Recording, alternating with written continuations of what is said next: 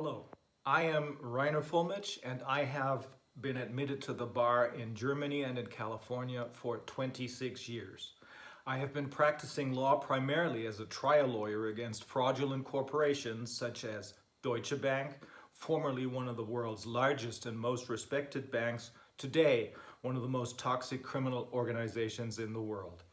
VW, one of the world's largest and most respected car manufacturers, today notorious for its giant diesel fraud, and Kuehne and Nagel, the world's largest shipping company. We're suing them in a multi-million-dollar bribery case. I'm also one of 4 members of the German Corona Investigative Committee. Since July 10th, 2020, this committee has been listening to a large number of international scientists and experts' testimony to find answers to questions about the corona crisis, which more and more people worldwide are asking. All the above-mentioned cases of corruption and fraud committed by the German corporations pale in comparison in view of the extent of the damage that the corona crisis has caused and continues to cause. This corona crisis, according to all we know today, must be renamed a corona scandal, and those responsible for it must be criminally prosecuted and sued for civil damages. On a political level, everything must be done to make sure that no one will ever again be in a position of such power as to be able to defraud humanity or to attempt to manipulate us with their corrupt agendas. And for this reason, I will now explain to you how and where an international network of lawyers will argue this biggest tort case ever, the corona fraud scandal, which has meanwhile unfolded into probably the greatest crime against humanity ever committed. Crimes against humanity were first defined in connection with the Nuremberg trials, after World War II that is, when they dealt with the main war criminals of the Third Reich. Crimes against humanity are today regulated in Section 7 of the International Criminal Code. The 3 major questions to be answered in the context of a judicial approach to the corona scandal are: 1. Is there a corona pandemic, or is there only a PCR test pandemic? Specifically, does a positive PCR test result mean that the person tested is infected with COVID-19, or does it mean absolutely nothing in connection with the COVID-19 infection? 2. Do the so-called anti-corona measures, such as the lockdown, mandatory face masks, social distancing, and quarantine regulations serve to protect the world's population from corona? Or do these measures serve only to make people panic so that they believe, without asking any questions, that their lives are in danger, so that in the end, the pharmaceutical and tech industries can generate huge profits from the sale of PCR tests, antigen and antibody tests, and vaccines, as well as the harvesting of our genetic fingerprints? And 3, is it true that the German government was massively lobbied, more so than any other country, by the chief protagonists of this so-called corona pandemic, Mr. Drosten, virologist at Charité Hospital in Berlin, Mr. Wheeler, veterinarian and head of the German equivalent of the CDC, the RKI, and Mr. Tedros, head of the World Health Organization, or WHO, because of Germany is known as a particularly disciplined country and was therefore to become a role model for the rest of the world for its strict and, of course, successful adherence to the corona measures.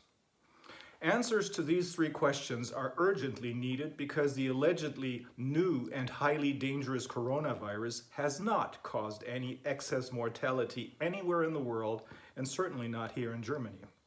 But the anti-corona measures, whose only basis are the PCR test results, which are in turn all based on the German Drosten test, have, in the meantime, caused the loss of innumerable human lives and have destroyed the economic existence of countless companies and individuals worldwide.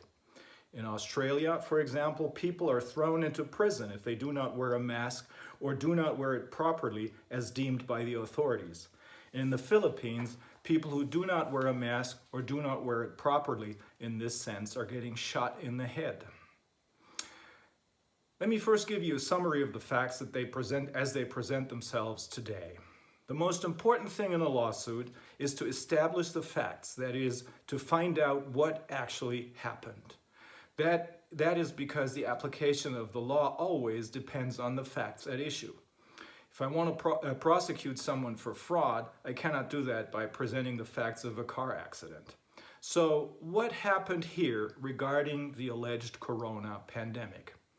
The facts laid out below are to a large extent the result of the work of the Corona Investigative Committee. This committee was founded on July 10th by 4 lawyers in order to determine, through hearing expert testimony of international scientists and other experts, 1. How dangerous is the virus really? 2. What is the significance of a positive PCR test? 3. What collateral damage has been caused by the corona measures, both with respect to the world's population's health and with respect to the world's economy? Let me start with a little bit of background information.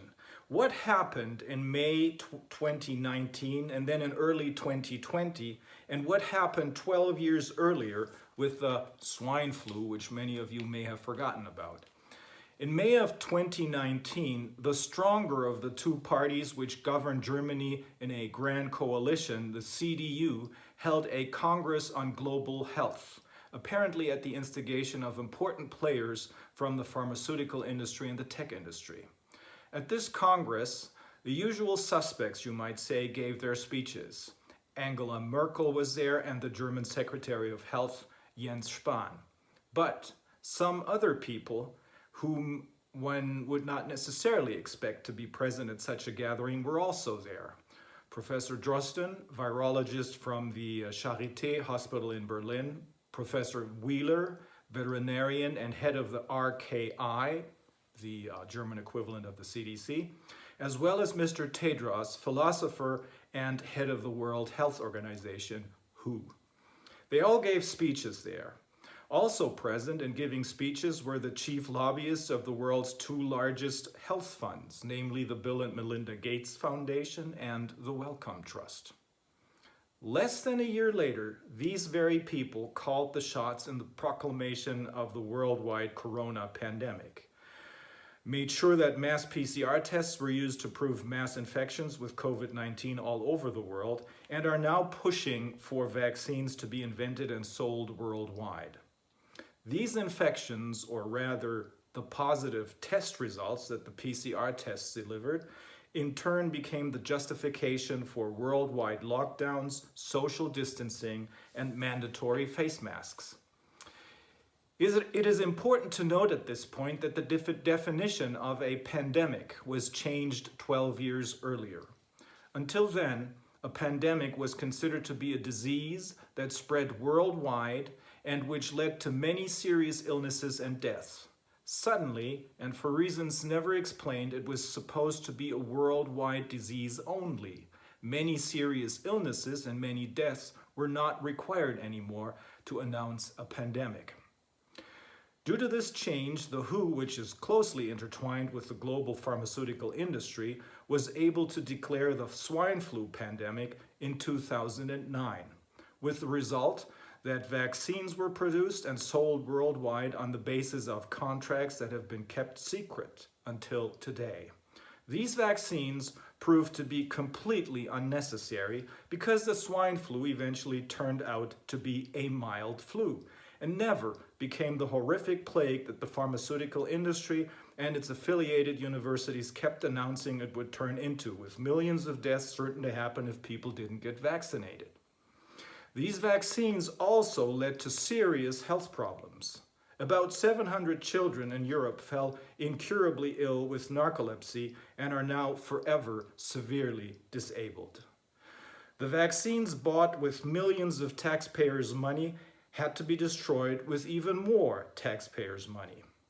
Already then, during the swine flu, the German virologist Drosten was one of those who stirred up panic in the population, repeating over and over again that the swine flu would claim many hundreds of thousands, even millions of deaths all over the world. In the end, it was mainly thanks to Dr. Wolfgang Wodak, and his efforts as a member of the German Bundestag and also a member of the Council of Europe that this hoax was brought to an end before it would lead to even more serious consequences. Fast forward to March of 2020. When the German Bundestag announced an epidemic situation of national importance, which is the German equivalent of a pandemic, in March of 2020, and based on this, the lockdown with the suspension of all essential constitutional rights for an unforeseeable time, there was only one single opinion on which the federal government in Germany based its decision. In an outrageous violation of the universally accepted principle audiatur et altera pars, which means that one must also hear the other side, the only person they listened to was Mr. Drosten. That is the very person whose horrific, panic-inducing prognoses had proved to be catastrophically false 12 years earlier. We know this because a whistleblower named David Sieber, a member of the Green Party, told us about it. He did so first on August 29, 2020 in Berlin, in the context of an event at which Robert F. Kennedy Jr. also took part and at which both men gave speeches. And he did so afterwards in one of the sessions of our Corona Committee. The reason he did this is that he had become increasingly skeptical about the official narrative propagated by politicians and the mainstream media. He had therefore undertaken an effort to find out about other scientists' opinions and had found them on the internet. There, he realized that there were a number of highly renowned scientists who held a completely different opinion, which contradicted the horrific prognoses of Mr. Drosten. They assumed, and still do assume, that there was no disease that went beyond the gravity of the seasonal flu, that the population had already acquired cross or T-cell immunity against this allegedly new virus, and that there was therefore no reason for any special measures, and certainly not for vaccinations. These scientists include Professor John Ioannidis of Stanford University in California, a specialist in statistics and epidemiology, as well as public health, and at the same time the most quoted scientist in the world, Professor Michael Levitt, Nobel Prize winner for chemistry, and also a biophysicist at Stanford University, the German professors Karin Mölling, Susharit Bhakti, Knut Witkowski, as well as Stefan Homburg, and now many, many more scientists and doctors worldwide, including Dr. Mike Yeadon. Dr. Mike Yeadon is the former vice president and scientific director of Pfizer, one of the largest pharmaceutical companies in the world. I will talk some more about him a little later. At the end of March, beginning of April of 2020, Mr. Sieber turned to the leadership of his Green Party with the knowledge he had accumulated and suggested that they present these other scientific opinions to the public and explain that, contrary to Mr. Drosten's doomsday prophecies, there was no reason for the public to panic. Incidentally, Lord Sumption, who served as a judge at the British Supreme Court from 2012 to 2018, had done the very same thing at the very same time and had come to the very same conclusion, that there was no factual basis for panic and no legal basis for the corona measures.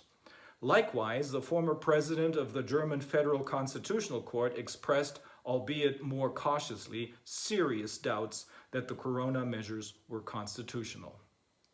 But instead of taking note of these other opinions and discussing them with David Sieber, the Green Party leadership declared that Mr. Drosten's panic messages were good enough for the German party, for the Green Party. Remember, they're not a member of the ruling coalition. They're the opposition. Still, that was enough for them, just as it had been good enough for the federal government as a basis for its lockdown decision, they said. They subsequently, the Green Party leadership, called David Sieber a conspiracy theorist without ever having considered the content of his information, and then stripped him of his mandates. Now let's take a look at the current actual situation regarding the virus's danger, the complete uselessness of PCR tests for the detection of infections, and the lockdowns based on non-existent infections. In the meantime, we know that the healthcare systems were never in danger of becoming overwhelmed by COVID-19. On the contrary, many hospitals remain empty to this day, and some are now facing bankruptcy. The hospital ship Comfort, which anchored in New York at the time and could have accommodated 1,000 patients, never accommodated more than some 20 patients. Nowhere was there any excess mortality. Studies carried out by Professor Ioannidis and others have shown that the mortality of corona is equivalent to that of the seasonal flu. Even the pictures from Bergamo and New York that were used to demonstrate to the world that panic was in order proved to be deliberately misleading. Then, the so-called panic paper was leaked, which was written by the German Department of the Interior. Its classified content shows beyond a shadow of a doubt that, in fact, the population was deliberately driven to panic by politicians and mainstream media. The accompanying irresponsible statements of the head of the RKI, remember the CDC, Mr. Wheeler, who repeatedly and excitedly announced that the corona measures must be followed unconditionally by the population without them asking any question, shows that he followed the script verbatim. In his public statements, he kept announcing that the situation was very grave and threatening, although the figures compiled by his own institute proved the exact opposite. Among other things, the panic paper calls for children to be made to feel responsible, and I quote, for the painful, tortured death of their parents and grandparents if they do not follow the corona rules. That is, if they do not wash their hands constantly and don't stay away from their grandparents. A word of clarification. In Bergamo, the vast majority of deaths, 94% to be exact, turned out to be the result not of COVID-19, but rather the consequence of the government deciding to transfer sick patients, sick with probably the cold or seasonal flu, from hospitals to nursing homes in order to make room at the hospitals for all the COVID patients who ultimately never arrived. There, at the nursing homes, they then infected old people with a severely weakened immune system, usually as a result of pre-existing medical conditions. In addition, a flu vaccination, which had previously been administered, had further weakened the immune systems of the people in the nursing homes. In New York, only some, but by far not all hospitals were overwhelmed. Many people, most of whom were, again, elderly and had serious pre-existing medical conditions, and most of whom, had it not been for the panic mongering, would have just stayed at home to recover, raced to the hospitals. There, many of them fell victim to healthcare-associated infections or nosocomial infections on the one hand, and incidents of malpractice on the other hand. For example, by being put on a respirator rather than receiving oxygen through an oxygen mask. Again, to clarify, COVID-19, this is the current state of affairs, is a dangerous disease, just like the seasonal flu is a dangerous disease. And of course, COVID-19, just like the seasonal flu, may sometimes take a severe clinical course and will sometimes kill patients.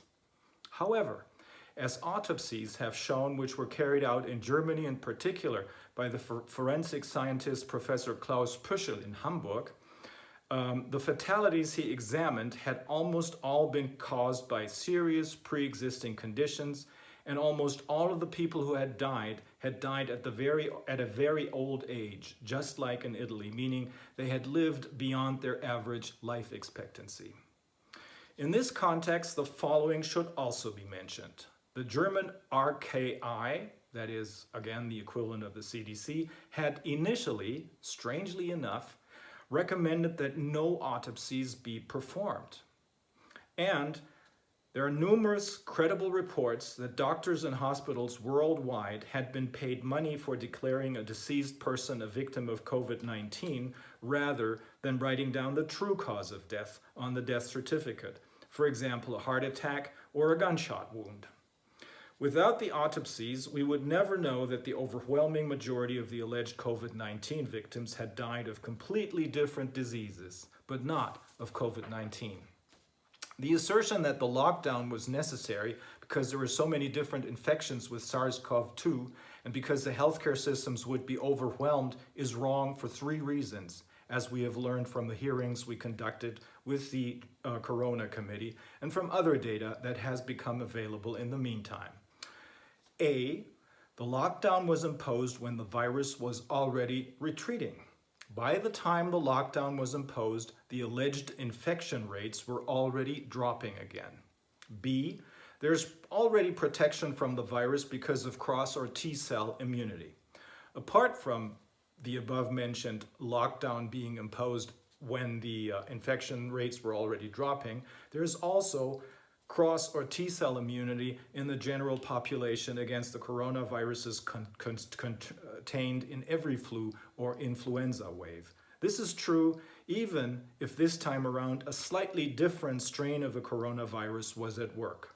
And that is because the body's own immune system remembers every virus it has ever battled in the past, and from this experience, it also recognizes a supposedly new, but still similar, strain of the virus from the corona family. Incidentally, that's how the PCR test for the detection of an infection was invented by now infamous Professor Drosten. At the beginning of January of 2020, based on this very basic knowledge, Mr. Drosten developed his PCR test, which supposedly detects an infection with SARS-CoV-2. Without ever having seen the real Wuhan virus from China, only having learned from social media reports that there was something going on in Wuhan, he started tinkering on his computer with what would become his corona PCR test. For this, he used an old SARS virus, hoping it would be sufficiently similar to the allegedly new strain of the coronavirus found in Wuhan. Then he sent the result of his computer tinkering to China to determine whether the victims of the alleged new coronavirus tested positive. They did. And that was enough for the World Health Organization to sound the pandemic alarm and to recommend the worldwide use of the Drosten PCR test for the detection of infections with the virus now called SARS-CoV-2. Drosten's opinion and advice was, this must be emphasized once again, the only source for the German government when it announced the lockdown, as well as the rules for social distancing and the mandatory wearing of masks. And this must also be emphasized once again, Germany apparently became the center of especially massive lobbying by the pharmaceutical and tech industry because the world, with reference to the allegedly disciplined Germans, should do as the Germans do in order to survive the pandemic. C. And this is the most important part of our fact-finding. The PCR test is being used on the basis of false statements, not based on scientific facts with respect to infections. In the meantime, we have learned that these PCR tests, contrary to the assertions of Messrs. Drosten, Wheeler, and the WHO, do not give any indication of an infection with any virus, let alone an infection with SARS-CoV-2. Not only are PCR tests expressly not approved for diagnostic purposes, as is correctly noted on leaflets coming with these tests, and as the inventor of the PCR test, Kary Mullis, has repeatedly emphasized. Instead, they're simply incapable of diagnosing any disease. That is, contrary to the assertions of Drosten, Wheeler, and the WHO, which they have been making since the proclamation of the pandemic, a positive PCR test result does not mean that an infection is present. If someone tests positive, it does not mean that they're infected with anything, let alone with the contagious SARS-CoV-2 virus. Even the United States CDC, even this institution agrees with this, and I quote directly from page 38 of one of its publications on the coronavirus and the PCR tests, dated July 13th, 2020. First bullet point says, detection of viral RNA may not indicate the presence of infectious virus or that 2019 nCoV is the causative agent for clinical symptoms. Second bullet point says, the performance of this test has not been established for monitoring treatment of 2019 nCoV infection. Third bullet point says, This test cannot rule out diseases caused by other bacterial or viral pathogens. It is still not clear whether there has ever been a scientifically correct isolation of the Wuhan virus, so that nobody knows exactly what we're looking for when we test, especially since this virus, just like the flu viruses, mutates quickly. The PCR swabs take 1 or 2 sequences of a molecule that are invisible to the human eye and therefore need to be amplified in many cycles to make it visible. Everything over 35 cycles is, as reported by the New York Times and others, considered completely unreliable and scientifically unjustifiable. However, the Dresden test, as well as the WHO recommended test that followed his example, are set to 45 cycles. Can that be because of the desire to produce as many positive results as possible and thereby provide the basis for the false assumption that a large number of infections have been detected? The test cannot distinguish inactive and reproductive matter. That means that a positive result may happen because the test detects, for example, a piece of debris, a fragment of a molecule, which may signal nothing else than that the immune system of the person tested won a battle with a common cold in the past. Even Drosten himself declared in an interview with a German business magazine in 2014, at that time concerning the alleged detection of an infection with the MERS virus, allegedly with the help of the PCR test, that these PCR tests are so highly sensitive that even very healthy and non-infectious people may test positive. At that time, he also became very much aware of the powerful role of the panic and fear-mongering media, as you'll see at the end of the following quote. He said then, in this interview, if, for example, such a pathogen scurries over the nasal mucosa of a nurse for a day or so without her getting sick or noticing anything, then she's suddenly a MERS case. This could also explain the explosion of case numbers in Saudi Arabia. In addition, the media there have made this into an incredible sensation. Has he forgotten this, or is he deliberately concealing this in the corona context, because corona is a very lucrative business opportunity for the pharmaceutical industry as a whole, and for Mr. Alfred Lund, his co-author in many studies and also a PCR test producer. In my view, it is completely implausible that he forgot in 2020 what he knew about the PCR tests and told a business magazine in 2014.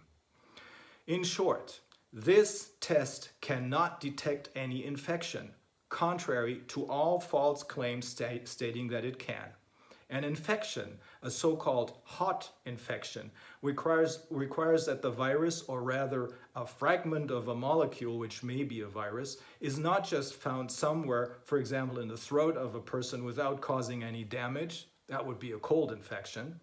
Rather, a hot infection requires that the virus penetrates into the cells, replicates there, and causes symptoms such as headaches or a sore throat. Only then is a person really infected in the sense of a hot infection.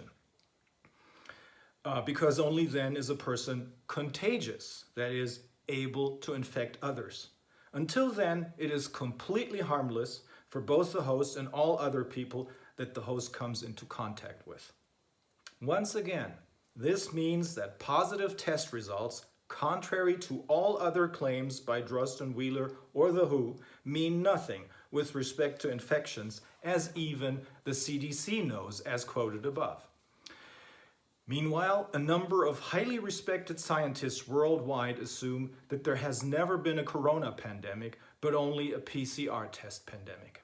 This is the conclusion reached by many German scientists, such as Professors Bakti, Reis, Mölling, Hockertz, Wallach, and many others, including the above-mentioned Professor John Ioannidis and the Nobel laureate Professor Michael Levitt from Stanford University.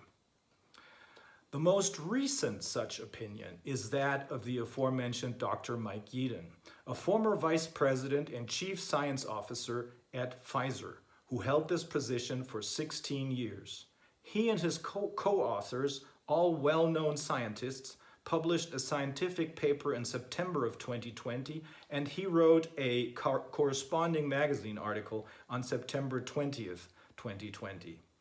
Among other things, he and they state, and I quote, "We're basing our government policy, our economic policy, and the policy of restricting fundamental rights presumably on completely wrong data and assumptions about the coronavirus. If it weren't for the test results that are constantly reported in the media, the pandemic would be over because nothing really happened. Of course, there are some serious individual cases of illness, but there are also some in every flu epidemic.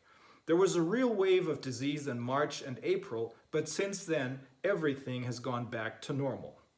Only the positive results rise and sink wildly again and again, depending on how many tests are carried out. But the real cases of illnesses are over.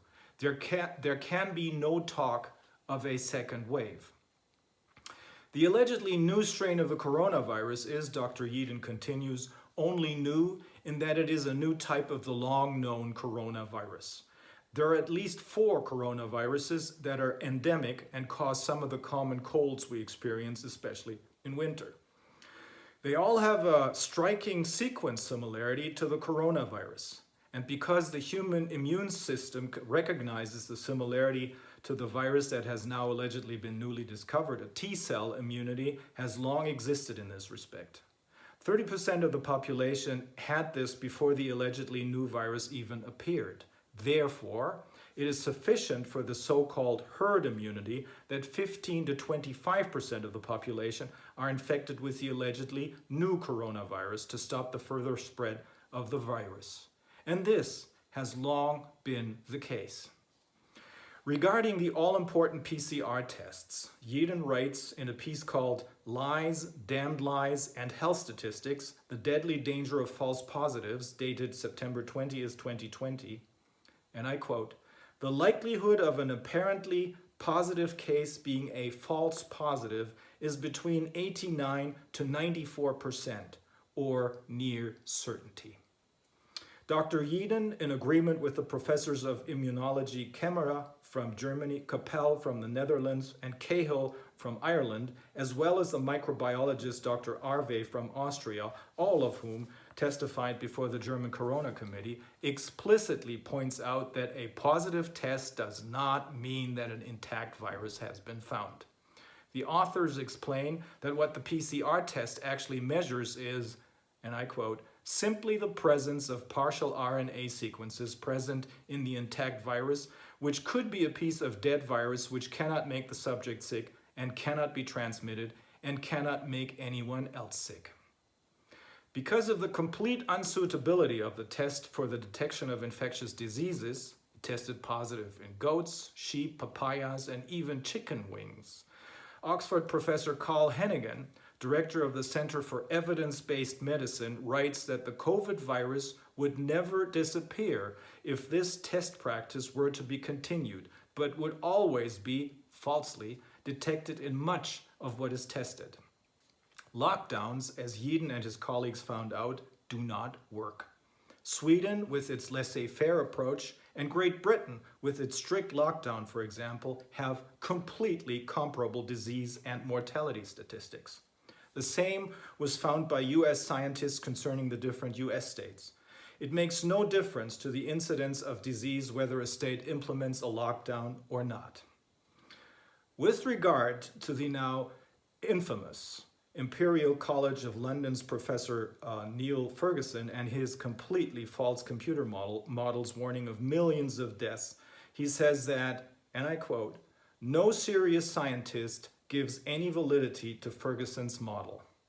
He points out with thinly veiled contempt, again I quote, "It's important that you know most scientists don't accept that it," that is Ferguson's model, "was even faintly right, but the government is still wedded to the model."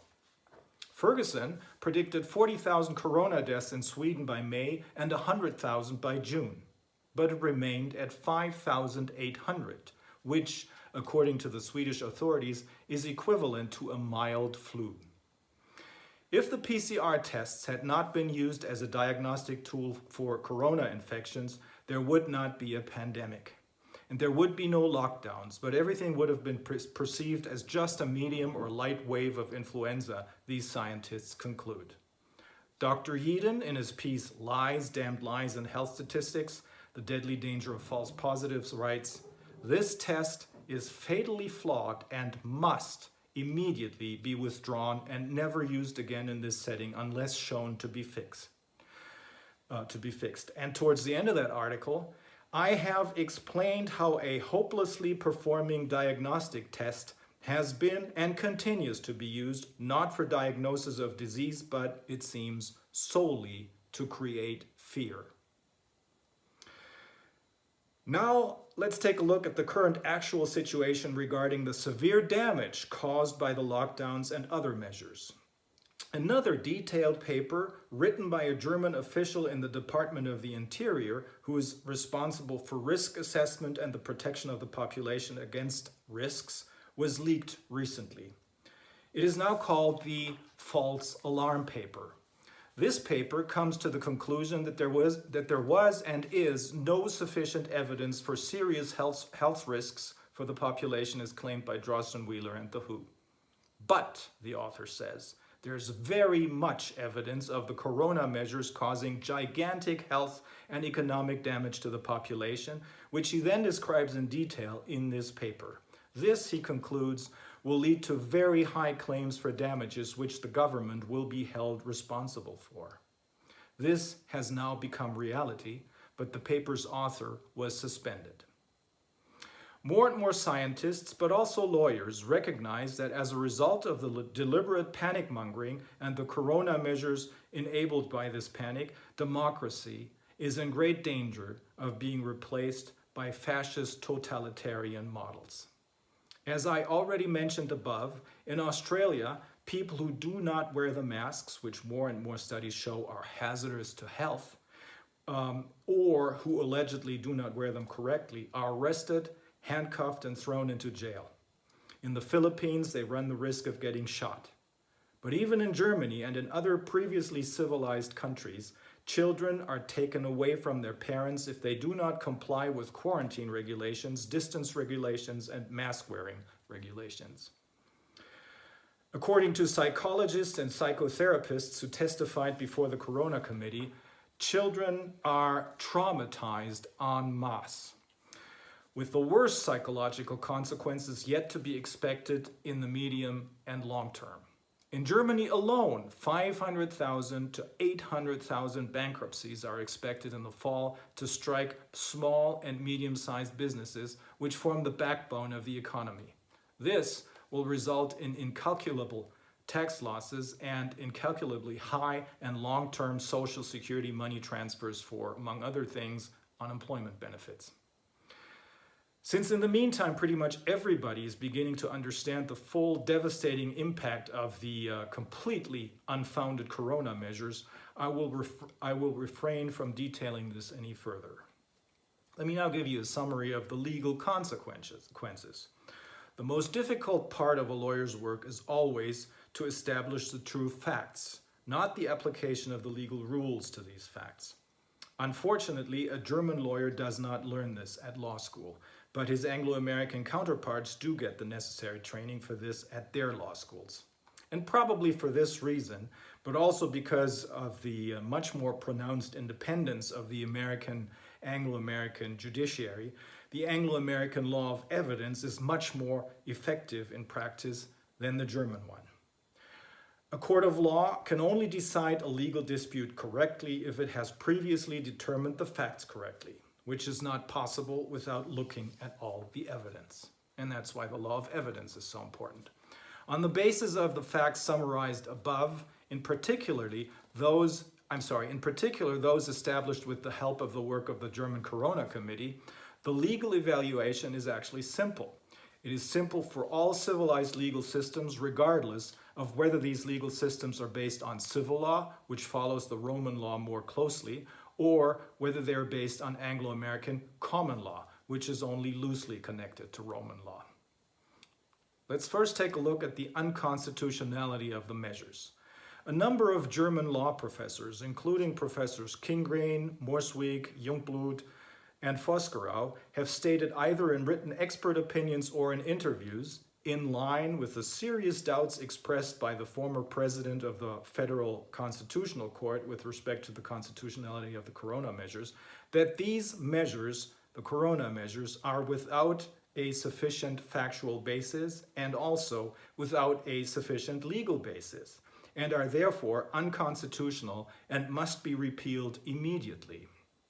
Very recently, a judge, Thorsten Schleif is his name, declared publicly that the German judiciary, just like the general public, has been so panic-stricken that it was no longer able to administer justice properly. He says that the courts of law, and I quote, have all too quickly waved through coercive measures which for millions of people all over Germany represent massive suspensions of their constitutional rights. He points out that German citizens, again I quote, are currently experiencing the most serious encroachment on their constitutional rights since the founding of the Federal Republic of Germany in 1949. In order to contain the corona pandemic, federal and state governments have intervened, he says, massively and in part threatening the very existence of the country, as it is guaranteed by the constitutional rights of the people. What about fraud, intentional infliction of damage, and crimes against humanity? Based on the rules of criminal law, asserting false facts concerning the PCR tests or intentional misrepresentation, as it was committed by Messrs. Drosten and Wheeler as well as the WHO, can only be assessed as fraud. Based on the rules of civil tort law, this translates into intentional infliction of damage. The German professor of civil law, Martin Schwab, supports this finding in public interviews. In a comprehensive legal opinion of around 180 pages, he has familiarized himself with the subject matter like no other legal scholar has done thus far, and in particular has provided a detailed account of the complete failure of the mainstream media to report on the true facts of this so-called pandemic. Messrs. Drosten, Wheeler, and Tedros of the WHO all knew, based on their own expertise or the expertise of their institutions, that the PCR tests cannot provide any information about infections, but asserted over and over again to the general public that they can, with their counterparts all over the world, repeating this. And they all knew and accepted that on the basis of their recommendations, the governments of the world would decide on lockdowns, the rules for social distancing, and mandatory wearing of masks, the latter representing a very serious health hazard, as more and more independent studies and expert statements show. Under the rules of civil tort law, all those who have been harmed by these PCR test-induced lockdowns are entitled to receive full compensation for their losses. In particular, there is a duty to compensate, that is, a duty to pay damages for the loss of profits suffered by companies and self-employed persons as a result of the lockdown and other measures.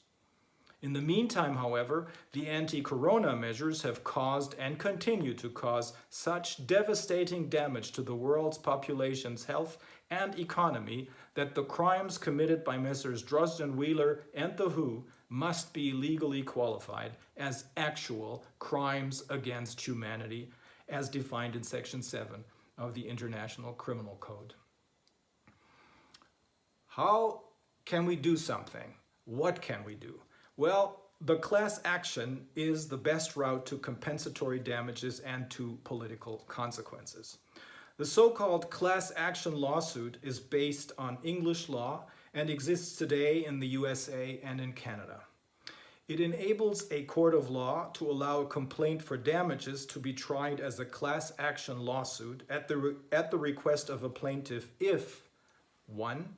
As a result of a damage-inducing event, 2. A large number of people suffer the same type of damage. Phrased differently, a judge can allow a class action lawsuit to go forward if common questions of law and fact make up the vital component of the lawsuit. Here, the common questions of law and fact revolve around the worldwide PCR test-based lockdowns and its consequences. Just like the VW diesel passenger cars were functioning products, but they were defective due to a so-called defeat device because they didn't comply with the emissions standards, so too the PCR tests, which are perfectly good products in other settings, are defective products when it comes to the diagnosis of infections.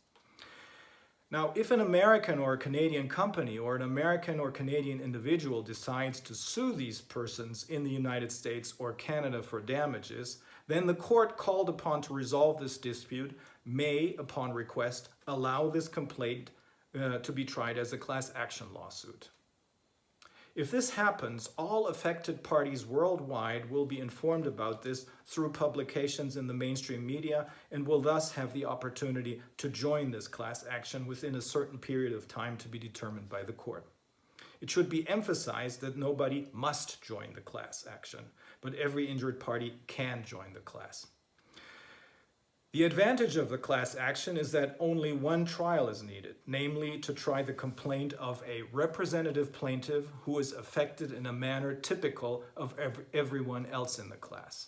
This is firstly cheaper and secondly faster than hundreds of thousands or more individual lawsuits. And thirdly, it imposes less of a burden on the courts.